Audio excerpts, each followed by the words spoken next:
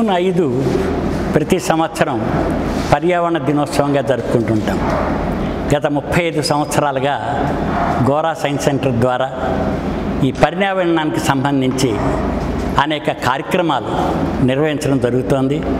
ఇందులో ముఖ్యంగా ఆర్థిక సమతా మండలి, నాస్తి కేంద్రం, వాసవ్య మహిళా మండలి ద్వారా ఎన్నో కార్యక్రమాలు, అంటే ఈ పర్యావరణానికి సంబంధించి దాని యొక్క పునర్నిర్మాణానికి విద్యార్థులకు తెలిసే అవగాహన కార్యక్రమాలు నిర్వహిస్తున్నాం. అందులో ముఖ్యంగా టీచర్ ట్రైనింగ్ ప్రోగ్రామ్స్ కానీ, లేకపోయినట్లయితే స్కూల్స్లో పిల్లలకి ఈ పర్యావరణ విద్యకు సంబంధించి ఈకో కప్స్ లాంటివి పెట్టడం. అంతకంటే ముఖ్యంగా 35 సంవత్సరాల నుంచి Gora science centre science, environment and టెక్నాలజీకి సంబంధించి ఎగ్జిబిషన్లు కూడా నిర్వహించడం జరుగుతుంది. ప్రాక్టికల్గా కూడా మేము సైన్స్ యాత్రలు చేయడం, అందులో పర్యావరణం గురించి చెప్పడం, ఇవన్నీ కూడా ప్రజల్లో ఒక చైతన్యం కలగజేయడానికి అవకాశం లభించింది. ఈరోజు పర్యావరణ దినోత్సవ సందర్భంగా మన సింపోజియంలో డాక్టర్ సమరం గారు, సత్యనారాయణ గారు, ఆర్థిక సమతా మండలి ప్రాజెక్ట్ డైరెక్టర్, వారి యొక్క అభిప్రాయాలు కూడా తెలియజేస్తారు. పర్యావరణం అంటే మనందరికీ తెలిసిందే, మన నేచర్, ప్రకృతి అంటాం. అంటే చెట్లు, చేమలు, జంతుజాలాలు, దాని తర్వాత పక్షులు, దాంతో జలచరాలు, ఇంకా క్రిమికీటకాలు, ఎన్నో సూక్ష్మాతి సూక్ష్మ మైక్రోబ్స్, ఇవన్నీ కలిపి జీవులు నివసించేది. మన భూమి మీద ఉన్న పొర జీవావరణం అంటాం. దీనే బయోడైవర్సిటీ అంటాం. అవి ఏంటంటే ఏ ప్రాణి అయినా సరే ఆహారం తీసుకుంటుంది, దానిలో పెరుగుదల ఉంటుంది, అంతేకాక సంతానోత్పత్తి ఇవి జరుగుతుండేవి ప్రాణుల కింద లెక్క. అయితే ఎందుకు మనం భూమి మీద ఈ ఎన్వైర్న్మెంట్ గురించి ఇంత కన్సర్న్ చూపించవలసి వస్తుంది అని అంటే, ఈ బయోడైవర్సిటీ కానీ లేకపోతే ఈకో సిస్టమ్ అంటాం మనం, ఈకో సిస్టమ్ కానీ డ్యామేజ్ అవ్వడం మొదలుపెట్టింది. గత 200 సంవత్సరాలుగా పారిశ్రామిక విప్లవం వచ్చిన తర్వాత దీనిలో మైనింగ్ చేయడం, దాని తర్వాత అడవులను ఎక్కువగా నరికేసుకుంటూ ఉండడం. సో అందుకని మనకి హ్యాబిటాట్లో మార్పు వచ్చేసింది. హ్యూమన్ హ్యాబిటాట్ కానీ లేకపోతే యానిమల్ హ్యాబిటాట్లో కానీ వాటి లివింగ్ కండిషన్స్ చాలా మార్పు వచ్చేసింది. అందుకని ఐక్యరాజ్య సమితి 1972 నుంచి మనకి ఈ పర్యావరణం మీద ప్రభుత్వ పరంగా, ప్రజల పరంగా, పర్యావరణవేత్తలు ఇండివిజువల్గా అందరూ పాల్గొన్నట్లయితే మనం వీ కెన్ రెస్టోర్. ఈ సంవత్సరం మనకి ఒక డికేడ్ కింద 20, 21, 30 సంవత్సరాల మధ్యలో ఐక్యరాజ్య సమితి ఈకోసిస్టమ్ రెస్టోరేషన్ అని కాల్ ఇచ్చింది 10 సంవత్సరాల కానీ. ఈకోసిస్టమ్ రెస్టోరేషన్ అంటే మనకి డ్యామేజ్ అవుతూ, అంటే డ్యామేజ్ అవ్వడం లేకపోతే డ్యామేజ్ చేయడం, డినండేషన్, ఇవన్నీ భాగాల్లో పర్యావరణం దెబ్బతింటూ ఉండేసరికల్లా, హ్యాబిటాట్ దెబ్బతినేసరికల్లా దాన్ని మళ్ళీ సెటరైట్ చేసుకోవాలనే ఉద్దేశంతో ఈ కాల్ ఇచ్చారు. 1974లో మొదటి సంవత్సరం ఇచ్చినప్పుడు దెర్ ఈజ్ ఓన్లీ 1 ఎర్త్ అని ఇచ్చారు. ఓన్లీ 1 ఎర్త్ అనడానికి కారణం ఏమిటి అంటే, మన సూర్యమండలంలో చూసినట్లయితే మనకు తెలిసినంత వరకు ఏ గ్రహాల్లోనూ జీవం అన్నది లేదు. జీవం ఉండడానికి ముఖ్యమైన కారణం మన భూమి 3వ ప్లానెట్ కింద సూర్యుడి నుంచి సేఫ్ డిస్టెన్స్లో ఉంది, హ్యాబిటబుల్ డిస్టెన్స్లో, అంటే వేడి వెలుతురు సమపాళల్లో వస్తున్నాయి. అంతేకాకుండా ఏ గ్రహం మీద లేని గాలి, నీరు, నేల ఉన్నాయి. ఇవి జీవం మనకు ఉత్పత్తి అవ్వడానికి, అది పరిణామ క్రమంలో అభివృద్ధి చెందడానికి ఎక్కువగా వీలైంది. 2.5 బిలియన్ సంవత్సరాల క్రితం ముందు మనకి ఒక ఆల్గేతో ప్రారంభమై పరిణామ క్రమంలో ఈరోజు మనిషి లెవెల్ దాకా ఉద్భవించి ఈ ఈకో సిస్టమ్ అంతా డెవలప్ అయింది. దీనిలో ముఖ్యంగా ఏంటంటే ఫోటోసింథసిస్ అన్నది చాలా ముఖ్యం. ఎందుకంటే ప్రతి గ్రహంలోనూ పైన చూసినట్లయితే చాలా వరకు కార్బన్ డైఆక్సైడ్ ఉంది, అందుకని అక్కడ ప్రాణవాయువు లేదు. కానీ ఇక్కడ మనకు ఆల్గే లాంటి టైపు 90% ఫోటోసింథసిస్ వలన సముద్రాల్లో కానీ లేకపోతే నీటి వనరుల్లో కానీ ఉభయచరాలుగా కానీ ఉండి ఆక్సిజన్ శాతాన్ని పెంచింది. అందుకని మనకి ఇప్పుడు 21% ఆక్సిజన్ శాతం ఉంటుంది. దాని వలన ప్రాణులు బతకడానికి అవకాశం ఉంటున్నాయి. మనం అడవులు కొట్టేసుకునే సరికల్లా ఈ ఫోటోసింథసిస్లో కార్బన్ డైఆక్సైడ్ పీల్చుకుని ఆక్సిజన్ ఇచ్చే లెవెల్స్ చాలా వరకు తగ్గిపోతున్నాయి. అందుకని కన్సర్న్ పెరిగింది. గ్రీన్ హౌస్ గ్యాసెస్ అందులో ముఖ్యమైనది కార్బన్ డైఆక్సైడ్. కార్బన్ డైఆక్సైడ్ పెరిగేసరికల్లా మన భూమిని ప్రొటెక్ట్ చేస్తూ 15 నుంచి 30 మైళ్ళ ఎత్తు వరకు ఓజోన్ లేయర్ ఉంది, అది పలచబడిపోయింది. ఎందుకని మనం పారిశ్రామికంగా తీసుకొచ్చిన క్లోరోఫ్లోరో కార్బన్స్ ఉపయోగించబట్టి అది O3ని O2 కింద విడగొట్టేసరికల్లా మనకి ఓజోన్ ప్రొటెక్టివ్ లేయర్ తగ్గేసరికల్లా భూగోళం వేడెక్కడం మొదలుపెట్టింది. అందుకని గ్లోబల్ క్లైమేట్ చేంజ్ చాలా వరకు తీసుకుంటుంది. దీని వలన వర్షాలు పడడంలో కానీ, తుఫాన్లు రావడంలో కానీ, లేకపోతే ఈ వేడి ఎక్కువ అయ్యేసరికల్లా ఈ సాయిల్లో వచ్చే న్యూట్రియంట్స్ దెబ్బతినడం కానీ, రకరకాలుగా వచ్చిన మార్పుల వలన పర్యావరణం చాలా వరకు దెబ్బతింటోంది. ఈ ఈకోసిస్టమ్ రెస్టరేషన్ అని ఇవ్వడానికి కారణం ఏంటంటే, పూర్తిగా కనుక ఈకోసిస్టమ్ నశించిపోయినట్లయితే మళ్ళీ మనం రివైవ్ చేయలేం. ఎందుకు చూడండి, అడవుల్లో ఉండే జంతువులు కానీ ఇవి కానీ వాటి హ్యాబిటాట్ ఉండదు, అవి మామూలుగా ప్లేన్.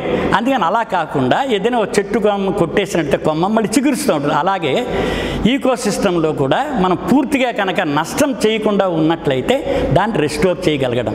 దీనికి ఏమిటి అంటే చాలా వరకు మనకి పర్యావరణంలో ఈరోజు మనం ఈ పర్యావరణ దినోత్సవం సందర్భంగా మనం ముఖ్యంగా 3 విషయాల మీద శ్రద్ధ ఎక్కువ పెట్టాలి. ఒకటి ఆక్సిజన్, అంటే ఎయిర్ పొల్యూషన్ అది లేకుండా చక్కగా ఆక్సిజన్ స్వేచ్ఛగా అందరికీ రావడం. రెండోది సాయిల్ న్యూట్రియంట్స్ పెరగడానికని చాలా ముఖ్యం, అది లేనిదే ఏది పెరగదు. చెట్లు, రకరకాల చెట్లు, ప్లాంట్స్ అవి పెరగవు. అందుకని సాయిల్ అనేది చాలా ఇంపార్టెంట్. దాంతోపాటు స్వచ్ఛమైన నీటిని మనం ఎలా కాపాడుకోగలము. సముద్రం నిండా నీళ్ళుంది 97%, కానీ ఉప్పు నీరుగా ఉండేది ఎందుకు పనికిరాదు. ఉన్న 3%లో 2% మనకి ధృవాల దగ్గర వాటి దగ్గర గడ్డగట్టి ఉండి జస్ట్ మనకి 1% మాత్రమే మంచినీరు అవైలబుల్గా ఉంది. అది కూడా వర్షం ద్వారా భూమి మీద పడినట్లయితే మనం తీసుకోగలం. కానీ పూర్తిగా 1% తీసుకోలేకుండా ఉన్నాం. మళ్ళీ అది కూడా తిరిగి సముద్రంలోకి వెళ్ళిపోతూ ఉంది. అందుకని లెస్ దాన్ ఉంది. కాబట్టి ఈ ఈకోసిస్టమ్ రెస్టరేషన్లో ప్రభుత్వాలు కానీ, ప్రజలు కానీ, స్వచ్ఛంద సేవా సంస్థలు కానీ, ఇండివిజువల్గా కానీ మనకి ఈకోసిస్టమ్ రెస్టరేషన్లో మన ఆక్సిజన్, ప్రాణవాయువు దాన్ని ఎలా రక్షించుకోగలం అంటే గాలి యొక్క ఇంప్రూవ్మెంట్ తీసుకోగలం. రెండోది సాయిల్ న్యూట్రిటీ పెంచినట్లయితే దాన్ని ఏ రకంగా మనం చేసుకోగలం. మూడోది స్వచ్ఛమైన వాటర్ మనం కాపాడుకోగలగడం అనేది ముఖ్యం. దీనిలో ఏంటంటే 3 ఫీల్డ్ మనకి చాలా ఎక్కువగా కనిపిస్తాయి. ఒకటి అగ్రికల్చర్, దాని ద్వారా కూడా పర్యావరణం చాలా వరకు దెబ్బతింటోంది, పెస్టిసైడ్స్ అవన్నీ ఉపయోగించబట్టి.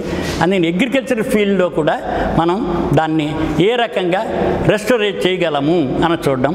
రెండోది మనకి యాక్వాకల్చర్ అంటారు, అంటే ఇప్పుడు మనం చాలా వరకు చేపలు ఇవన్నీ మెరైన్ దీనిలో చేస్తున్నాం, ఈ ఫిషరీస్ వీటన్నిటిలో.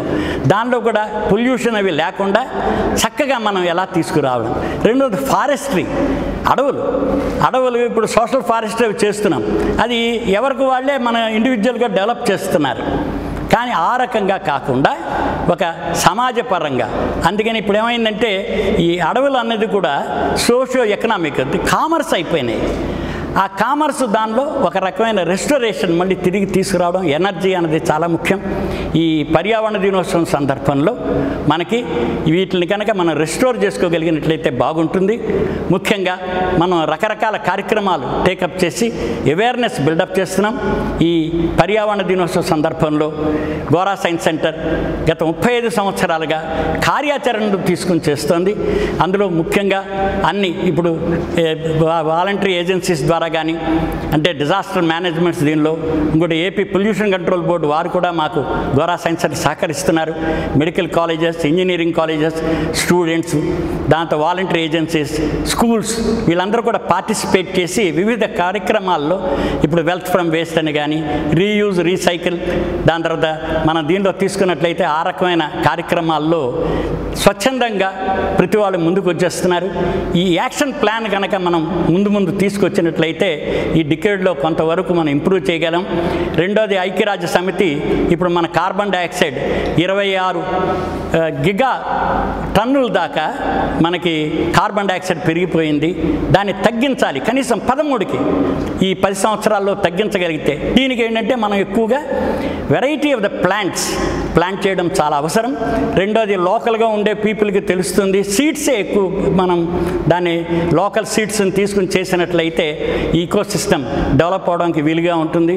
అందుకని భూమి మీద మానవ మనుగడ సాగాలి అని అంటే ఇతర జంతువులతో పాటు అవి కూడా part and parcel of life. మనం వాటిని అవాయిడ్ చేయడానికి వీల్లేదు. అందుకని బయో సిస్టమ్ రీజనరేషన్ అన్నది చాలా ముఖ్యం. దీనికి యువత ముందుకు రావాలని కోరుతూ ఈరోజు గోరా సైన్స్ సెంటర్ తరఫున మీ అందరికీ పిలుపునిస్తున్నాను. డాక్టర్ సమరం గారిని వారి అభిప్రాయాలు తెలియజేయవలసిందిగా కోరుతున్నాను. గోరా సైన్స్ సెంటర్ చైర్మన్ నియంత గారు, అలాగే ఆర్చింతామల్లి ప్రముఖ ప్రోగ్రామ్ ఆఫీసర్ సత్యాన్ గారు, ఇక అందరికి కూడా జయించాను. ఈ రోజున పర్యావరణ పరిరక్షణ దినోత్సవం లేదా వరల్డ్ ఎన్విరాన్మెంట్ డే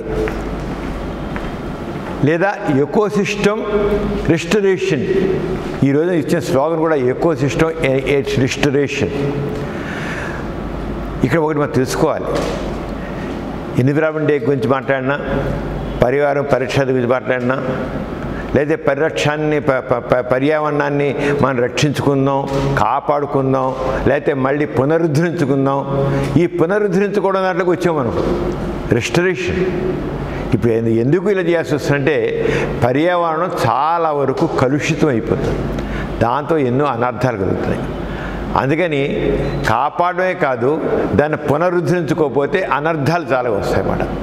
అంచేత ఈ ఎకోసిస్టమ్ రెస్టరేషన్ అనేది ఇప్పుడు మనకు పడింది.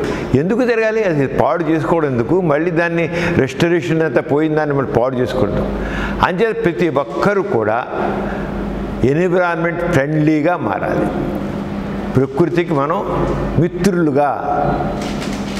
మిత్రులు అంటే ఆప్తులుగా, ఇంకా దాన్ని పరిరక్షించడానికి వాళ్ళ క్షేమాన్ని కోరేవాళ్ళుగా మనం మారాలి. ప్రకృతికి మనం క్షేమాన్ని కోరే వ్యక్తులుగా అలా మారాలి.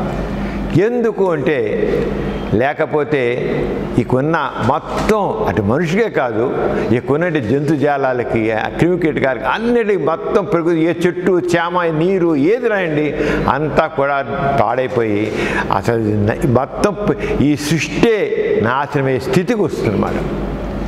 మన కళ్ళ ముందే చిన్న చిన్న ఎగ్జాంపుల్స్ చూస్తే కూడా మీకు తెలుస్తుంటుంది. ఇప్పుడు నియంత గారు చాలా స్పష్టంగా చెప్పారు, మన గాలిని కాపాడుకుందాం, మన నేలను కాపాడుకుందాం, మన నీరుని కాపాడుకుందాం అని చెప్పారు. ఇది ముఖ్యంగా ఇదండి, గాలి, నేల, నీరు ఎంత ముఖ్యమో ఇంకా చాలా. ఇప్పుడు ఎకోసిస్టమ్ అంటే పర్యావరణం అంటే మన కేవలం మనుషులు, చెట్లు, చేమలు, ఇవే జంతువులు ఇవే కాదు, చివరికి జీవం లేని కూడా పర్యావరణం కింద వస్తాయి. నదులు జీవం లేదు, పర్వతాలు జీవం లేదు, భూములు జీవం లేదు. కానీ వాటిని కూడా కాపాడుకోకపోతే ఎంత నష్టాలు వస్తాయి అని ఇటీవల మనం చూసాం. ఏలూరులో మరి ఏదో అంతుపట్టిన వ్యాధి, దానికి అనేక మంది గురయ్యారు, చనిపోయిన వాళ్ళు ఉన్నారు. ఏంటి ఎన్విరాన్మెంట్? ఎందుకు జరిగింది ఏలూరు లాంటి ఇన్సిడెంట్? ఎందుకు జరిగిందంటే మనం ఇష్టం వచ్చినట్లు మనకి కాలువల్లో నీరుని ఈ అంతా దాంట్లో మురుగంతా దాంట్లో పంపించేసి, అంత మళ్ళీ ఈ పాయిఖానాలో నీరు దాంట్లో పంపించేసి దాన్ని పంపించి అరంగా చేసి చివరికి ఆ నీరు చెట్లకు పెట్టినా మనుషులు తాగినా నైట్.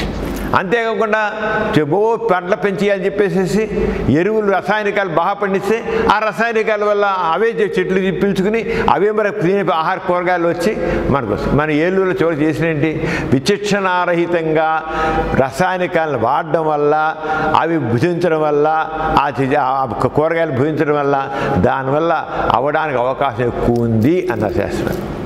అంటే ఎన్విరాన్మెంట్ అనేదాన్ని మనం పరిరక్షించుకున్నాం అని కాకుండా విచక్షణారహితంగా మన చెట్టు, విచక్షణారహితంగా చెట్లు నరికేస్తున్నాం, అని చేత వర్షాలు రావట్లేదు, ఎడాలు పోతున్నాయి అని వచ్చేసి.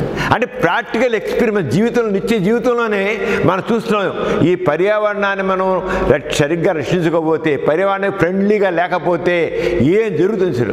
అలాగే నదుల్లో, సముద్రాలు చూసినట్టయితే సముద్రాల్లో లక్షల కొద్ది చేపలు చచ్చిపోయి ఒక ఒడ్డు కొట్టుకొస్తున్నాయి. ఎందుకు వస్తున్నాయి? ఆ దాంట్లో కూడా ఇష్టం అన్నీ కలిపేస్తాం, చేస్తున్నాం, సముద్రాన్ని కూడా కలుషితం చేసేస్తున్నాం. సముద్రాన్ని కలుషితం, ఎక్కడెక్కడ ఫ్యాక్టరీస్ అంత అన్నిటికీ దానిగా అణు సంబంధమైన కూడా దాంట్లోనే అన్నీ కూడా తోసేస్తున్నాం. సముద్రం కదా, నీరు కదా, అది పెద్దది జలనిసి దాంట్లో అన్నీ కప్పించుకున్నాం. ఎంతైనా సరే అనర్థాలు అనర్థాలే. ఇష్టం వేసేసి ఇష్టం చేసేసి అదేత బయో ఫ్రెండ్లీ, మన ప్రకృతికి జీవజాలానికి స్నేహితులుగా వాళ్ళ క్షేమం కోరే వ్యక్తులుగా మనం ఉంటేనే మనం రక్షించబడతాం. బయో ఫ్రెండ్లీ లేకపోతే మనం మనని వినాశనం చేసుకుంటాం. ఈ ఎన్విరాన్మెంట్ది. అలాగే ప్లాస్టిక్, ఇష్టమైన ప్లాస్టిక్ పడేస్తే ఆ ప్లాస్టిక్ వల్ల కూడా ఈ నరదర్శ ప్లాస్టిక్ వచ్చే ప్రాణాంతకం అవుతుంది, క్యాన్సర్ వస్తుంది, ఇంకోటి వస్తుంది. అంచేత మరి ఏదో ఎన్విరాన్మెంట్ అంటే చెట్లు రక్షించుకుందాం, మాపై జంతువులు చూసుకుని జీవితాలు రక్షించుకుని, ఇంతే కాదు, జీవం లేని వాటిని కూడా మనం రక్షించుకోవాలి, జీవం లేని వాటిని కూడా కాపాడుకోవాలి, నదులను కాపాడుకోవాలి, కాలువలను కాపాడుకోవాలి, సముద్రాలను కాపాడుకోవాలి. జీవం లేని వాటితో మనకి ప్లాస్టిక్ వల్ల అనర్థాలు మనకు వస్తాయి. దేనికి జీవం లేదు, కానీ ఎన్విరాన్మెంట్ పాడై కూర్చుంటుంది, చివరికి అనర్థాలు వరకు మనకు వస్తాయి. ఇప్పుడు ఏలూరు ఇన్సిడెంట్ చూసాం కదా, రసాయనికాలు. ఆ రసాయన రాయడం, మా కాలువల నీళ్లు కలుషితం, విజయవాడ మురికంతా ఏలూరు కాలువ రవీస్ కాలువలో పోతుంది. పైన తాగేవాళ్ళు ఉంటారు, చీళ్ళలో పెడతారు, వేరే అయిపోతారు. మనం వాడతాం అటు రకరకాలుగా, తాగపోవచ్చు కానీ ఇంకా ఎన్నిట్లో వాడతాం, ఎంత ఇది అవుతుంది. అదే ఎన్విరాన్మెంట్ డే అంటే కేవలం చెట్లు పెంచుదాం, ఇది ఒకటే మనకి బుర్రలో వచ్చింది. ఎన్విరాన్మెంట్ డే అంటే చెట్లు నాటండి. ఎన్విరాన్మెంట్ చెట్లు ఒక్కటే నాటడం కాదు. ఎన్విరాన్మెంట్ డే అంటే ప్రకృతిని పూర్తిగా రక్షించుకోవాలి. ప్రకృతి రక్షించుకోవాలంటే జంతుజాలాల్ని మనుషుని మనం రక్షించుకోవడం కాకుండా, చెట్లని పెంచడం కాకుండా మొత్తం నీటిని భూమిని అన్నిటిని మనం చూసుకోవాలి. భూమిని కూడా కాపాడుకోవాలి. లేతే మనం ఊహించని అనర్థం ఉంది. చివరికి కొంతకాలం పోయాక కొన్ని సంవత్సరాలు శతాబ్దాలు అయిపోయాక మనం చేసే తప్పుడు పనులకి ఆ తరం వాళ్ళ మనుషులు ఆ పిల్లలు మనం తిడతారు. అసలు ఎంత విమర్శ చేస్తారంటే అంతే కాదు, నాశనం చేసి పెట్టారంటారు. మనకి వ్యసనాల కింద లెక్కెడతారు, పనికిరాళ్ళ కింద లెక్కెడతారు. దానికి రెడీగా ఉన్నాం మనం అంటే మన స్వార్థము. అందుకే మహాత్మా గాంధీ అన్నారు, మనిషిలో ఉన్న ఆ పిసినారితనం వల్ల వాడు లాభం కోసం, వాడు స్వార్థం కోసం ఈ ప్రకృతి నాశనం చేస్తున్నాడు, చివరికి ఫలితం అనిపిస్తాడు అన్నాడు గాంధీ గారు. అది మనం చూస్తాం ఈ రోజున. ఫలితం అనుభవిస్తున్నాం, ఇంకా అనుభవిస్తాడు ముందు. ఇది ఒక్క రోజులో పోయేది కాదు. ఇప్పుడు కరోనా వచ్చింది, పోయిందా? పోదు, చనిపోవచ్చు, చంపు తింటుంది. ఈ కరోనా రావడానికి కూడా కొంతవరకు ఈ ఎన్విరాన్మెంట్ రక్షించుకోకపోవడమే కారణము. ఈ కరోనా వైరస్కి ఈ ఎన్విరాన్మెంట్ పవర్ఫుల్ ఏమో. కొన్ని మన జీవజాలం, మన భూమి మీద మనుషులు ఉన్నామంటే ఇక ఎన్విరాన్మెంట్ అనుకూలంగా ఉంది కనుక మనం అందరం వచ్చాం. నేను కింద చెప్పారు, భూమి మీద వేడి కానీ ఈ కొన్ని వాతావరణం కానీ అన్నీ అనుకూలంగా ఉన్నాయి కనుక మనుషులు వచ్చారు, జీవజాలం వచ్చింది. ఆర్గానిక్ అనుకూలం వచ్చాయి. ఈ కరోనా వైరస్ కూడా ఇప్పుడున్న ఈ వాతావరణం చాలా చక్కగా సూట్పులేమో ఒకటి, అందువల్ల విజృంభిస్తుంది. ఈ మాట ఇంకా అనుకూలంగా వస్తే ఇంకా అంతుపట్టు నుంచి మనుషులందరినీ మట్టు పెట్టే పరిస్థితి వస్తుంది. అంతే ఎన్విరాన్మెంట్ని కాపాడుకోవాలి. హెల్త్ని కాపాడుకోవాలంటే ఎన్విరాన్మెంట్ కాపాడుకోవాలి. హెల్త్ని కాపాడుకోవాలంటే ఏదో పళ్ళు తిందాం, పాలు తాదాం, గుడ్లు తిందాం, హెల్త్ నో. కేవలం పళ్ళు, పాలు, గుడ్లు తీసుకున్న మాత్రాన, కూరగాయలు తిన్న మాత్రాన మన ఆరోగ్యం బాగుంటుంది. దీనికి మించి ఎన్విరాన్మెంట్ యొక్క ప్రభావం చాలా ఉంది మనకి. ఈయన చేత అన్ని రకాలు, లేదా క్యాన్సర్ కూడా పెరిగిపోతుంది. ఎండలు ఎక్కువైపోతే సన్ రేస్లో ఉండే రేడియేషను మనకి స్కిన్ క్యాన్సర్ కలిగించి అన్నీ కలిగించేస్తాయి. అంతే హెల్త్ వర్క్ అయితే కాదు, అన్ని రకాలుగా కూడా. అంచేత ఎన్విరాన్మెంట్ డే అనే దాంట్లో చాలా అర్థం ఉంది, ఎంతో ప్రాముఖ్యత ఉంది. అసలు మనం ప్రాక్టికల్గా ఏదో థీరీ, ఎన్విరాన్మెంట్ ఒక థీరీ చెప్పేసి థీరీ ప్రకారం కాదు, అసలు అన్వయించుకోవాలి. మన జీవితాన్ని అన్వయించుకోవాలి, మన జీవితానికి అన్వయించుకోవాలి. జీవితానికి అన్వయించుకుంటే ఇప్పుడు చూస్తామో అప్పుడే అవుతుంది. ఏలూరు ఇన్సిడెంట్స్ అంతే. ఎన్విరాన్మెంట్ని మనం కాపాడుకోవడం వల్లే వచ్చింది. ఎన్విరాన్మెంట్ అర్థం లేకపోవడం మళ్ళీ వచ్చింది. ఆ ఎరువులు వాడడం వల్లే వచ్చింది. ఆ చెట్లకి చేమలకి పెట్టిన నీళ్ళ వల్లే వచ్చింది. ఆ నీళ్ళలో మురికి వల్లే మనకు వచ్చింది. అంచేత ప్రతి ఒక్కటి అంతే ఎన్విరాన్మెంట్ డే అనేది ఈ కనీసం ఎప్పుడైనా సరే మనం ఏ డ్యామేజ్ చేసామో ఆ డ్యామేజ్ చేసినట్లని రిస్టరేషన్ కొద్దిగా మళ్ళీ వాటిని సరిదిద్దుకుందాం కనీసం. సరిదిద్దుకుంటే దానిలో సరిదిద్దుకోవాలంటే మన నదులు శుభ్రంగా ఉంచుకోవాలి. లేదా నదులేంట్లోనూ వదిలేస్తారు చెత్త అంతాను. ఎంత కలుషితం చేసేస్తారో, కాలువలు కలుషితం చేస్తారు, అన్ని సముద్రం కలుషితం చేస్తారు. మానవుడు కలుషితం చేయింది ఏంటి? ఇంత అంతగా. అది వాడు మనిషి ఎప్పుడు మనసే కలుషితం అయింది, దాంతో ఇవన్నీ కలుషితం అయిపోతాయి. అంచేత మనసు చక్కగా ఉండాలి, ప్రతి వాడి గురించి ఆలోచించాలి, మంచి కోసం చేయాలి, మంచిగా ఉండాలి, మంచి పనులు చేయాలి. అందుకని ఎన్విరాన్మెంట్ ఫ్రెండ్లీగా మనిషి మారాలి. మనిషి ఎన్విరాన్మెంట్ ఫ్రెండ్లీగా మారినప్పుడే అంచేత ఎన్విరాన్మెంట్ ప్రొటెక్షన్ గురించి మనం మాట్లాడుతున్నామంటే ఇంత ఆలోచించాలి, అప్పుడే మనం హాయిగా ఉంటాం. అలా ఉండాలి. గుర్తు ఎన్విరాన్మెంట్ డే అనేది మనలో ఒక స్ఫూర్తిని కలిగించగలదని, మనలో ఒక ఆలోచన రేకించగలని ఆశిస్తున్నాను. నాకు ఇచ్చే అవకాశం ధన్యవాదాలు. జై హింద్. డాక్టర్ సమరం గారు చాలా చక్కగా ఎన్వైర్న్మెంట్ డే అంటే మనకి ప్రకృతికి అవినాభావ సంబంధం ఉంది, దాని గురించి చెప్పారు. ఇవాళ మనం అనుభవిస్తున్న ఈ కరోనా కూడా బహుశా బయోడైవర్సిటీలో వచ్చిన మార్పుల్ని మనం తీసుకొచ్చి ఉంటాం. అవే మనకి ఈ కరోనా కింద మనకి చూపిస్తూ హెచ్చరిక చేస్తోంది అని అనిపిస్తూ ఉంది. అంచేత ఆరోగ్యం బాగా ఉండాలి అని అంటే ఎలా అయితే కూరగాయలు మురికి నీళ్ళల్లో కాకుండా స్వచ్ఛంగా ఎలా అయితే పండించుకోవాలో ఆహారం, అందుకే ఇంతకుముందు చెప్పినట్లుగా పర్యావరణం అంటే ఫోటోసింథసిస్ అండ్ ఫుడ్డే మెయిన్. అన్ని జీవాలకి ఫుడ్ మెయిన్. ఆ ఫుడ్ కనుక కలుషితం అయిపోతే అనర్థాలు వస్తాయి. అందుకని ఈ మైక్రోబ్స్ కూడా అవి బ్యాలెన్స్ చేస్తూ ఉంటాయి. ఎందుకంటే అవి రూపాంతరం చెందుతూ ఉంటాయి నాకు తెలిసినంత వరకు. ఆ రూపాంతరం చెందినప్పుడు అందుకని మీరు చూస్తున్నారు కరోనా కూడా వేరియంట్స్ వచ్చేస్తున్నాయి అని. అంటే దీనిలో ఈ మైక్రోబ్స్ దానిలో మనం సెటిల్ చేయడానికి ఏ రకంగా మనకున్న నాలెడ్జ్ ద్వారా చేయగలము అని చెప్పి మనకు తెలుస్తూ ఉంటుంది. ఇప్పుడు సత్యనారాయణ గారు ఆర్థిక సమతా మండలి కూడా ప్రారంభం నుంచి గత 35 సంవత్సరాలుగా మేము ఈ ఎన్వైర్న్మెంటల్ అవేర్నెస్ ప్రోగ్రామ్స్లో చాలా పార్టిసిపేట్ చేస్తున్నాం. ఇప్పుడు ఈకోసాన్ టాయిలెట్స్ అని చెప్పి కూడా ఇరేగుల్లంక అనే గ్రామంలో నిర్మించి, అంటే న్యూట్రిషన్ టు న్యూట్రిషన్ లాగా లెక్క. అంటే మనం ఫుడ్ తీసుకుంటున్నాం, మన ఎస్క్రిటాన్ని మళ్ళీ తిరిగి ఒక ఫెర్టిలైజర్ కింద మార్చేయడం పద్ధతి కూడా చేసి ఆర్థిక సంతామంలో ఎంటైర్ విలేజ్ చేయడం జరిగింది.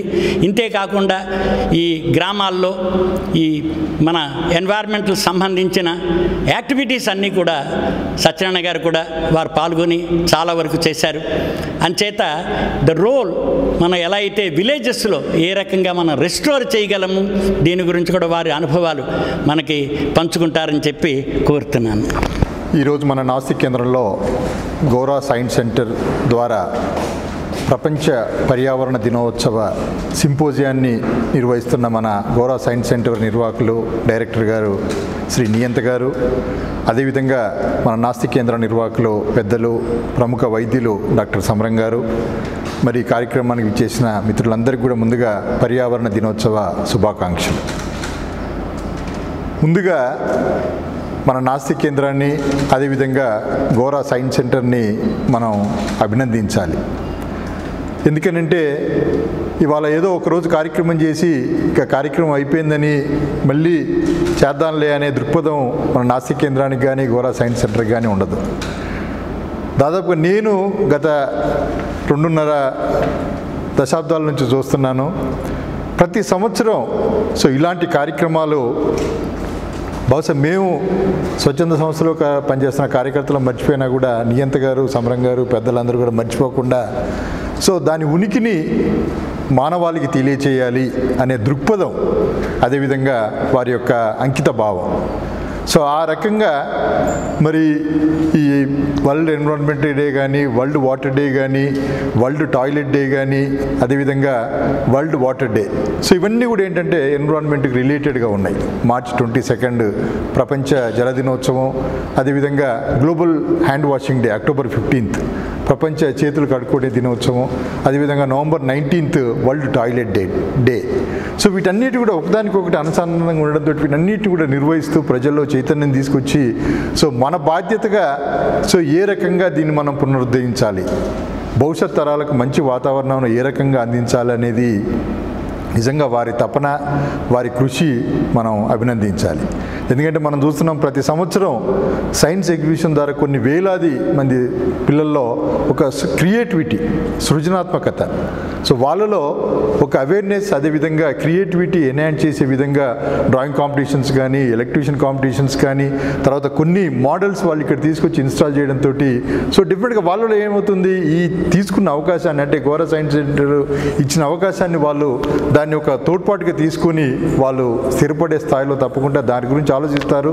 తద్వారా కొంత మార్పు రావడానికి అవకాశం ఉండే విధంగా మన గోరా సైన్స్ సెంటర్ కార్యక్రమాలు చేస్తున్నారు. సో మరి మన నాసిక్ కేంద్రంలో ఒక భాగమైన ఆర్థిక సమతా మండలి కానీ, వాసవి మహిళా మండలి కానీ, సంస్కారి కానీ రకరకాలుగా పర్యావరణాన్ని ఏ రకంగా కాపాడాలి, ఏ రకంగా పునరుద్ధరించాలని చాలా కార్యక్రమాలు చేశారు. సో ఈ సందర్భంగా ఆర్థిక సమతా మండలి ఒక వినూతనమైన కార్యక్రమం, అది నిజంగా మన ఆంధ్రప్రదేశ్లోనే ఎక్కడ కూడా గతంలో చేయనటువంటి కార్యక్రమం ఏంటంటే ఎకలాజికల్ శానిటేషన్, పర్యావరణానికి అనుకూలంగా మరుగుదొడ్లు ఏ రకంగా ఉంటే బాగుంటుంది. సో గతంలో మనం చూసేవాళ్ళం, ఒక 10-15 సంవత్సరాల క్రితం మన పరిస్థితి ఏంటంటే ఎక్కడ ఏ గ్రామానికి వెళ్ళినా కూడా బహిరంగ మల విసర్జన అనేది అదొక కామన్ ప్రాక్టీస్ కింద ఉండేది. అది ఇర్రెస్పెక్టివ్ ఆఫ్ సెక్స్, అది మేల్ కానీ ఫీమేల్ కానీ.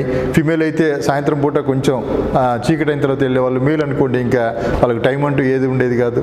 సో దాని ద్వారా ఏమవుతుంది, వాళ్ళ యొక్క ఈవెన్ ఆరోగ్య సమస్యలు కూడా వచ్చిన కొన్ని సందర్భాలు ఉన్నాయి. ఎందుకంటే స్త్రీలు అనుకోండి, వాళ్ళు సాయంత్రం అయితేనే వెళ్తే వాళ్ళ ప్రైవసీ ప్రొటెక్షన్ అనేది ఉంటుంది.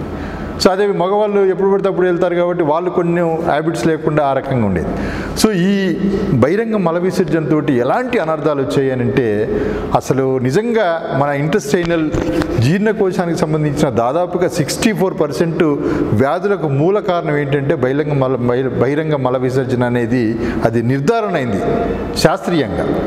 సో దాన్ని ఏ రకంగా నిర్మూలించాలనేది మన స్వచ్ఛంద సంస్థలు, ప్రభుత్వాలు, కొన్ని ఫిలాంథ్రపిస్టులు అలాంటి వారు, అదేవిధంగా నాసిక్ కేంద్రాలు లాంటి కేంద్రాలు కూడా రకరకాలుగా ప్రయోగాలు చేసి ఏ రకంగా చేయాలనేది చేశారు. సో అందులో ఒక ముఖ్యమైన ఇదేంటంటే ఈ పర్యావరణానికి అనుకూలంగా ఉండే టాయిలెట్స్, ఎకలాజికల్ శానిటేషన్. సో ఇందాక నియంత గారు మాట్లాడుతూ చెప్పినప్పుడు, so ecological science simple concept ఏంటంటే generating wealth from waste. So మనం ఏదైతే మనం ఆహారం తీసుకొని మనం విసర్జన ప్రక్రియ ద్వారా కొంత మలాన్ని విసర్జిస్తామో, సో దాని నుండి మళ్ళీ చక్కగా న్యూట్రియంట్స్ తయారు చేసేసి మళ్ళీ భూమిలో కనుక వేసినట్టయితే మంచి ఫలాలు, అదేవిధంగా ఈల్డ్ ఇంప్రూవ్ అవడం, అదేవిధంగా సాయిల్ ఫర్టిలిటీ. సో మరి ఒక భూమి సారవంతంగా ఉండడానికి ఏ రకంగా అది కాపాడిందనేది మేము ప్రాక్టికల్గా ఒక గ్రామాన్ని ఎంపిక చేసుకుని, ఆ గ్రామం కూడా ఏంటి, అది నదీ పరివాహక ప్రాంతం. మన కృష్ణా జిల్లాలో అవనిగడ్డ మండలంలోని పులిగడ్డ పంచాయతీలోని రేగుల్లంక అనే ఒక ఐలాండ్ విలేజ్ అది. సో ఐలాండ్ విలేజ్ని ఎంపిక చేసుకుని అక్కడ దాదాపుగా 118 టాయిలెట్స్ ప్రతి ఇంటికి కూడా కట్టించి వాళ్ళలో దాదాపుగా ముందు మేము కట్టే ముందు ఏం చేసామంటే వాళ్ళలో యాటిట్యూడ్ అండ్ బిహేవియరల్ చేంజెస్. ఎందుకంటే ఇవాళ మనం ఒక కార్యక్రమాన్ని ముందు తీసుకెళ్ళాలంటే ముందు మనలో మన డిటర్మినేషన్ ఉండాలి.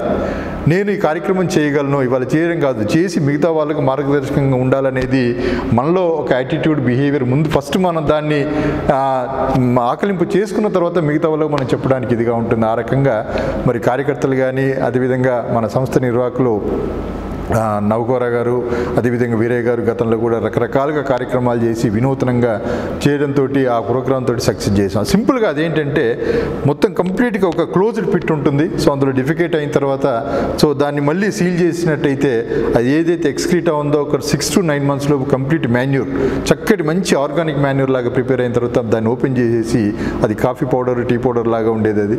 సో దాన్ని తీసుకొచ్చి పొలాల్లో వేసినప్పుడు మేము ప్రాక్టికల్ ఏంటంటే బ్రింజాల్, వంకాయ, అదేవిధంగా అరటి ఒక డెమాన్స్ట్రేషన్ ప్లాంట్స్ పెట్టేసి దాదాపుగా ఒక 1000 బనానా ప్లాంట్స్, అదేవిధంగా ఒక 500 బ్రింజాల్ ప్లాంట్స్ పెట్టి 2 crops తీసాం. దాంతో నిజంగా అది ఈల్డ్ కానీ క్వాలిటీ కానీ ఎంత చక్కగా ఉందంటే, అయితే మన బ్యాడ్ లక్ ఏంటంటే మన గ్రామాల్లో ఇంకా ఇనిబిషన్స్ ఉన్నాయి. సో ఇది మలంతో వచ్చిన పంట కాబట్టి మనం తినకూడదు. సో అది వాళ్ళు కళ్ళారా చూశారు కాబట్టి వాళ్ళకి ఉంది. అదే మరి కొంచెం దూర ప్రాంతాలకు వెళ్తే ఇందాక నియంత గారు చెప్పినట్టుగా మన రైవస్ కాలువ కానీ, ఏలూరు కాలువ కానీ, లేకుంటే మన కరువు కాలువ కానీ చూసినట్టయితే ప్రతిరోజు మేము శ్రీకాకుళం అటు కోడూరు దాకా వెళ్తుంటాం. ప్రతి విలేజ్ నుంచి వచ్చే డ్రైన్ చివరికి అక్కడ కలిసేది ఏంటంటే మన కాలువలో కలుస్తున్నది. దాని ద్వారా ఏమవుతున్నది, మొత్తం కలుషితమైపోయి ఆ చివరికి టెయిల్ ఎండ్ ఎక్కడైతే ఉందో కోడూరు, అవనిగడ్డ, నాగలంక మండలాల్లో ఉన్న ప్రజలు పాపం వాళ్ళు విక్టిమ్స్ అయిపోతున్నాయి. ఈ డయేరియా కానివ్వండి, లేకుంటే మిగతా చర్మ వ్యాధులు కానీ రావడానికి మెయిన్ కారణం ఏంటంటే కంటామినేషన్ ఆఫ్ వాటర్.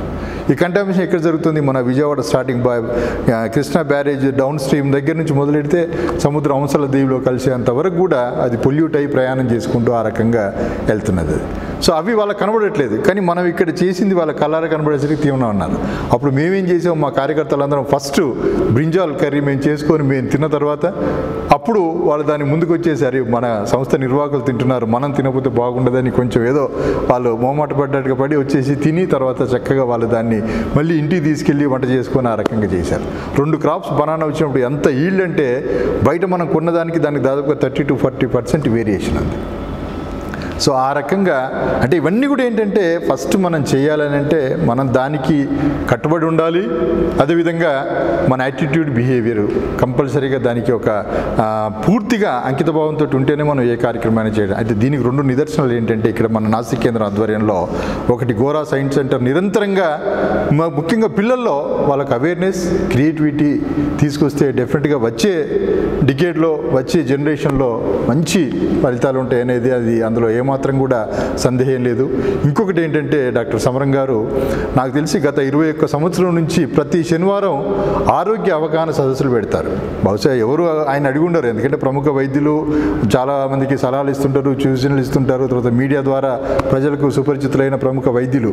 కానీ డాక్టర్ గారు ఎక్కడున్నా కూడా సమరం గారు కానీ మారు గారు కానీ ప్రతి శనివారం కార్యక్రమం నిర్వహించాల్సిందే. అంటే దానిలో ఏంటి ఒక కమిట్మెంట్. ఆ కమిట్మెంట్ దేని గురించి? ప్రజల్లో మనం చేసే కార్యక్రమం ద్వారా కొంతవరకైనా అవగాహన వస్తుంది. సో అవగాహన ద్వారా కనీసం ఆ కుటుంబమైనా బాగుపడుతుంది. ఆ కుటుంబం కాబడితే ఆ కుటుంబం నుంచి ముందు తరాల వాళ్ళు ఆరోగ్యంగా ఉంటారనేది బహుశా వారి యొక్క దృక్పథం అయి ఉంటుందని అనుకుంటాను. సో ఆ రకంగా మనం ఏ కార్యక్రమం చేయాలన్నా కూడా ముందు మనం దానికి మనం అడ్జస్ట్ చేసుకొని దాన్ని మనం ఆకలింపు చేసుకొని ఆ కార్యక్రమాన్ని ముందుకు తీసుకెళ్ళాలి. సో ఆ రకంగా మరి రకరకాలుగా కార్యక్రమాలు చేస్తూ ముఖ్యంగా ఈ పర్యావరణం ఏంటంటే మనం దాని గురించి మాట్లాడినప్పుడు బయోడైవర్సిటీ, సో జీవ వైవిధ్యం. ఇవాళ జీవ వైవిధ్యం అనేది పూర్వకాలంలో మేము చిన్నప్పుడు పొలాల దగ్గరికి వెళ్ళినప్పుడు కప్పలు కానీ తర్వాత పేతులు కానీ నత్తలు కానీ తర్వాత మిగతా జలచరాలు ఉభయచరాలు అవన్నీ ఉండేది. సో మేము అనుకున్న వాళ్ళు ఏంటి అసలు ఇవన్నీ ఎలా ఉంటున్నాయి, ఇంత హెల్తీగా ఎలా ఉంటున్నాయి అని అంటే ఒకదానికొకటి అవి ఇంటర్ రిలేటెడ్. ఇప్పుడు ర్యాట్స్ ఉన్న దగ్గర స్నేక్స్ ఉంటాయి, ఫ్రాక్స్ ఉన్న దగ్గర స్నేక్స్ ఉంటాయి. సో పొలాలకు ఏంటంటే వాటి excreta is one of the best manure to the crop better yield అనమాట. మేము చిన్నప్పుడు పల్లెటూరులో అక్కడ ఉన్నప్పుడు చూసి అరే నిజంగా ఇంత ఇదిగా అప్పుడు ఇన్ని రకాలుగా ఎరువులు వాడేవాళ్ళు కాదు అక్కడ. అసలు మాకు చిన్నప్పుడు దాదాపు ఒక 40-45 ఇయర్స్ బ్యాక్ ఎరువు వాడడం అంటే పెంట పోగులు ఉంటాయి కదా, మామూలుగా మనం ఊడ్చిన తర్వాత పెంట పోగు తీసుకొచ్చేసి పొలాల్లో వేసేవాళ్ళు. కానీ ఇవాళ పరిస్థితి ఏమైపోయింది, ఇవాళ అమోనియా కానీ యూరియా కానీ నైట్రోజన్ కానీ పొటాషియం కానీ ఫాస్ఫరస్ కానీ these are all artificially made. కానీ గతంలో పరిస్థితి ఏంటి, ఇవన్నీ కూడా మనకు ఇందాక గాలి నీరు భూమి వీటి నుంచి మనకు సమృద్ధిగా అందుబాటులోకి వచ్చేది. దానికి తోడేంటి ఈ బయోడైవర్సిటీ, ఈ జీవ వైవిధ్యంతో ఉన్న వాటితోటి ఇవన్నీ రావడంతో ఆ ఎరువుల వాడకం అనేది గతంలో తక్కువగా ఉండేది. సో వీటి ద్వారా మనకేమవుతున్నది, ప్రతిదీ కూడా ఆర్టిఫిషియల్గా అయ్యేసరికి మనం తినే ఆహారం, పీల్చే గాలి, తర్వాత మనం తాగే నీరు. ఇవాళ చూడండి ఎన్ని వాటర్ ప్లాంట్స్ వచ్చాయి ఇవాళ.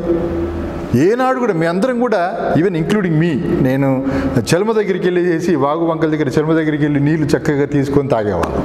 ఇవాళ చెలమంటే మీకు బహుశా ఎవరికి ఈ జనరేషన్లో 30 ఇయర్స్ ఉన్న వాళ్ళకి చెలమంటే తెలియదు ఎవరికి. అంటే ఎంత purest of the pure water అనమాట. అది చక్కగా క్రిస్టల్ లాగా ఉండేది. మేము చక్కగా అన్నం తిని తాగి మంచి చక్కగా ఆరోగ్యంగా ఉన్నవాళ్ళం అది. కానీ ఇవన్నీ కూడా ఏంటంటే వాళ్ళ పరిస్థితి ఏంటి, ఇందాక మన సదస్సు సింపోజియం పెట్టడానికి కారణం ఏంటంటే వీటన్నిటిని పునరుద్ధరించాల్సిన బాధ్యత మన యువత మీద ఉంది. ఆ యువత అంటే చక్కగా కాలేజ్ గోయింగ్ కానీ స్కూల్ గోయింగ్ కానీ చిల్డ్రన్. సో జీవ వైవిధ్యాన్ని ప్రకృతి పర్యావరణాన్ని మనం పరిరక్షించి ప్రతి ఇంట్లో కనీసం మనం ఏమనుకోవాలంటే నేను స్టార్ట్ చేస్తాను, నా దగ్గర నుంచే స్టార్ట్ అవ్వాలి అనేది ప్రతి ఒక్కరు అనుకోవాలి. అనుకుంటే ఒక మిషన్ మోడ్లో ఒక ఉద్యమం రూపంలో దీన్ని ముందుకు తీసుకెళ్తే తప్ప మళ్ళీ డెఫినెట్గా ఇంకో 15-20 ఇయర్స్ తర్వాత డిజాస్టర్సే ఉంటాయి తప్ప మళ్ళీ మనకు ఎకో ఫ్రెండ్లీగా మనకు ఉండే వాతావరణం కనిపించట్లేదు. ఆ ఈకో ఫ్రెండ్లీ వాతావరణం కనిపించాలంటే సో ఈనాటి నుండే ఇవాళ ఏదో మనం June 5th నాడు వరల్డ్ ఎన్విరాన్మెంట్ డే కాదు, ప్రతిరోజు మన ఇంట్లో వరల్డ్ ఎన్విరాన్మెంట్ ఉండాలి, వరల్డ్ వాటర్ డే ఉండాలి, వరల్డ్ టాయిలెట్ డే ఉండాలి, గ్లోబల్ హ్యాండ్ వాషింగ్ డే ఉండాలి. ఇవన్నీ కూడా ఒకదానికొకటి అనుసంధానం. సో గతంలో ఏం చేసేవాళ్ళు, మనం టాయిలెట్కి వెళ్ళడాగానే సబ్బుతోటి కానీ డెటాల్తో కానీ చేయగడుకోవాలి. లేదని అంటే కొన్ని క్రీములు మనం తిన్నప్పుడు మళ్ళీ మన లోపలికి వెళ్ళిపోతాయి, దాని ద్వారా మనం అనారోగ్యం పాలవుతాం. సో దానివల్ల కొంత ప్రొడక్టివిటీ నష్టం అవుతుంది. ఇవన్నీ కూడా అవి సైంటిఫిక్గా ప్రూవ్ అయినాయి అవన్నీ. సో అలా కాకుండా సో ముఖ్యంగా యువత వాళ్ళు ఏంటంటే ప్రతి ఒక్కరు కూడా ప్రతిరోజు ఇలాంటివి కనుక పాటించి ఈ ప్రకృతి పర్యావరణాన్ని మనం పునరుద్ధరించి భవిష్యత్ తరాలకు మంచి వాతావరణం అందించే విధంగా ఉండాలి. ఇక లాస్ట్లో ఏంటంటే ఇవాళ మనందరం చూస్తున్నాం ఈ కరోనా ఉధృతితోటి ఇవాళ ఎంత దురదృష్టం అంటే ప్రకృతి మనకు ఫ్రీగా వచ్చే ఆక్సిజన్ గురించి ఇవాళ ఎంత ప్రభుత్వం ఎన్ని రకాలుగా ఏర్పాట్లు చేస్తుందో మనం చూస్తున్నాం. ఎన్ని మరణాలు సంభవిస్తున్నాయో మనం చూసాం, just because lack of oxygen, timely supply of oxygen. కానీ అదే మనకు కనుక ఒక ప్రకృతి నిజంగా అది ఒక వేప చెట్టు ఉంటే ఎంతో కొన్ని టన్స్ ఆక్సిజన్ వస్తుందనేసి అని అంటారు. ఆ రకంగా ప్రతి ఇంట్లో కనీసం ఈనాటి నుంచి ప్రతి ఒక్కరు కూడా మంచి మొక్కలు నాటుకొని సో మన పర్యావరణాన్ని పరిరక్షించుకొని సో ఇంకా భవిష్యత్తులో ఇలాంటి ఆక్సిజన్ కొరత కానీ ఇలాంటివి లేకుండా సమతుల్యంగా ఉండే విధంగా అందరూ కూడా కృషి చేసి పాటుపడతారని ఆశిస్తూ మరి ఇలాంటి కార్యక్రమం నిరంతరం సో దాన్ని మనం కార్యక్రమాన్ని ముందుకు తీసుకెళ్తున్న గోరా సైన్స్ సెంటర్ గారిని, సైన్స్ సెంటర్ నిర్వాహకులు నియంత గారిని, అదేవిధంగా మన నాసిక్ కేంద్రం పెద్దలు సమరం గారిని మరి ముందుగానే అభినందనలు తెలియజేస్తూ నాకు ఈ అవకాశం ఇచ్చినందుకు మరొకసారి ధన్యవాదాలు తెలియజేస్తున్నాను. Thank you. ప్రపంచ పర్యావరణ దినోత్సవం సందర్భంగా ఈరోజు మనం ఒక సింపోజియం నిర్వహించుకున్నాం. అందులో డాక్టర్ సమరం గారు, ముఖ్యంగా సత్యనారాయణ గారు ఈ బయో ఈకో సిస్టమ్ రెస్టరేషన్లో ప్రాక్టికల్గా మనం విలేజెస్లో ఏ రకంగా చేస్తున్నాం, ప్రజలకి ఏ రకంగా దాన్ని తెలియజేస్తున్నామని చెప్పి చాలా వివరణాత్మకంగా చాలా తెలియజేశారు. అంచేత ఏమిటంటే ఈ పర్యావరణ దినోత్సవం నిర్వహించుకుంటూ ఉన్న గత 40 సంవత్సరాలుగా ప్రజల్లో వస్తున్న మార్పుకి మనం ఎలా యూత్, అందుకనే ఫ్యూచర్ జనరేషన్ అంతా యూత్ మీద ఆధారపడింది. ఇక ఈ రోజుల్లో మనం ఆక్సిజన్ గురించి హంటింగ్ ప్రారంభమైపోయింది. సో ఫ్యూచర్ జనరేషన్ ప్రతి వాళ్ళు ఒక్కొక్క చెట్టు ఎన్ని చెట్లు కావాలి తీసుకుని మీరు చెట్లు కనుక నాటినట్లయితే ఫ్రీ అవైలబిలిటీ ఆఫ్ ఆక్సిజన్ వస్తుంది. నేచర్ ప్రకారం మనకి 21% ఉండేది, కానీ ఇప్పుడు అది 20%కి తగ్గింది. దాని తర్వాత మన ఇండస్ట్రీస్లో కానీ కొన్ని చోట్ల కనుక చూసి మెజర్ చేస్తూ ఉంటే 19.8, 19.5కి పడిపోతుంది. ఎప్పుడైతే పడిపోతున్నాయో ఈ స్కూల్ చిల్డ్రన్ మీద, ఎస్పెషల్లీ 15 సంవత్సరాల ఏజ్ గ్రూప్ ఉన్న చిల్డ్రన్ మీద చాలా సిటీస్లో స్టడీ చేశారు. స్కూల్ బస్సు 10 సెంటర్స్ మీద వెళుతూ ఉంటుంది. ఈచ్ సెంటర్ 15 నుంచి 20 నిమిషాలు కూడా బస్సు స్పెండ్ చేస్తుంటే major time 15 years age group ఉన్న చిల్డ్రన్ వాళ్ళు ఈ ఎయిర్ పొల్యూషన్కి ఎక్స్పోజ్ అవుతున్నారు. అంచేత వాళ్ళ లంగ్స్లో విపరీతం వస్తుంది, వాళ్ళకి ఆక్సిజన్ శాతం తగ్గిపోతుంది. అందుకే బ్రెయిన్ ఫంక్షన్ చాలా తగ్గిపోతుందని చెప్పి చాలా స్టడీస్ కూడా తెలియజేస్తున్నాయి. ఈ పర్యావరణ దినోత్సవ సందర్భంలో ముఖ్యంగా ఈ డికేడ్ కోసం ఇచ్చారు మనకి ఈకోసిస్టమ్ రెస్టరేషన్ అని. ప్రతి సంవత్సరం సబ్ థీమ్స్ కూడా వస్తూ ఉంటాయి. ఏదైనా యువత మీదే ఫ్యూచర్ అంతా ఆధారపడింది. ఇవాళ మనకి చూసినట్లయితే మార్స్ మీదకి పంపించిన క్యూరియాసిటీ కానీ పెర్సివరెన్స్ కానీ వాళ్ళ సైంటిస్టులు ఏం చెప్తున్నారు, ఒకప్పుడు అక్కడ జీవం బతికి ఉంది అని. కానీ ఆ జీవం ఇప్పుడు కనిపించట్లేదు, దాన్ని రెస్టోర్ చేయలేం. ఎంత మనం రోబోటిక్గా పంపించినప్పటికీ మానవుడు వెళ్ళి చూస్తే తప్పించి కానీ మిగతావి తెలియవు. అందుకని అక్కడ కార్బన్ డైఆక్సైడ్ ఎక్కువగా ఉంది కాబట్టి ఇక్కడ సాధనాలు, అందుకని స్పేస్ సైన్స్ అనేది మోడర్న్ యూత్కి న్యూ విస్తాస్ ఓపెన్ చేసింది. టెక్నాలజీస్ తీసుకురావడం కానీ లేకపోతే హెల్త్ రీత్యా ఏ రకంగా మనం ఇది చేస్తాము అని చెప్పి ఈ అంతరిక్ష సైన్స్ అన్నది కూడా ఒక పేమెంట్ వేస్తోంది యూత్కి. అదే దానిలో మన భూమి మీద మనం సక్రమంగా హెల్దీ లైఫ్ లీడ్ చేయాలంటే పర్యావరణ దినోత్సవం సందర్భంలో మనం ఏవైతే అనుకుంటున్నామో అది మన లైఫ్లో ఒక part and parcel of day to day life కింద మార్చుకోవాలి, లైఫ్ స్టాన్స్ కింద కూడా చేసుకోవాలి. హ్యాబిటాట్, హ్యూమన్ హ్యాబిటాట్, అలాగే మిగతా ఫ్లోనాకి వాటిలు కూడా వాటి హ్యాబిటాట్కి ఈ పర్యావరణ దినోత్సవ సందర్భంగా మనంతా శ్రద్ధ తీసుకుంటామని ఈరోజు గోరా సైన్స్ సెంటర్లో సత్యనారాయణ గారు, డాక్టర్ సమరం గారు వారి అభిప్రాయాలు తెలియజేసినందుకు చాలా సంతోషం తెలియజేస్తూ ఈ సమావేశాన్ని ఇంతటితో ముగిస్తున్నాం. జై ఇన్సాన్.